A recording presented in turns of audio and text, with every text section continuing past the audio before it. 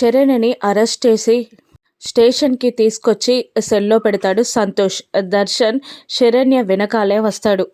బావగారు ప్లీజ్, తనకే పాపం తెలియదు, తనేదో దాస్తుంది బావగారు, శరణ్యని వదిలిపెట్టండి అని దర్శన్ సంతోష్ని బ్రతిమిలాడుతూ ఉంటాడు. తనకి శిక్ష పడే వరకు నేను విడిచిపెట్టను అని సంతోష్ అనగానే దర్శన్ శరణ్య ఇద్దరు షాక్ అవుతారు.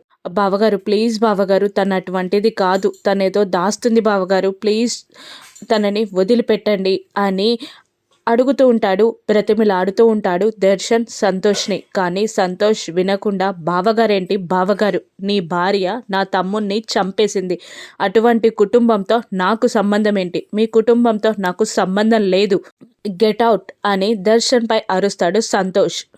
దర్శన్ శరణ్య ఇద్దరు షాక్ అవుతారు. ఇక శరణ్య నుండి ఎలాగైనా నిజం తెలుసుకోవాలని నిర్ణయించుకున్న దర్శన్ శరణ్య ముందుకు వచ్చి జరిగిన నిజమేంటో చెప్పు శరణ్య అని అడుగుతూ ఉండగా శరణ్య నోరు విప్పదు. నా మీద ఒట్టేసి చెప్పు అంటూ శరణ్య చేయిని తన తలపై పెట్టుకుంటాడు దర్శన్.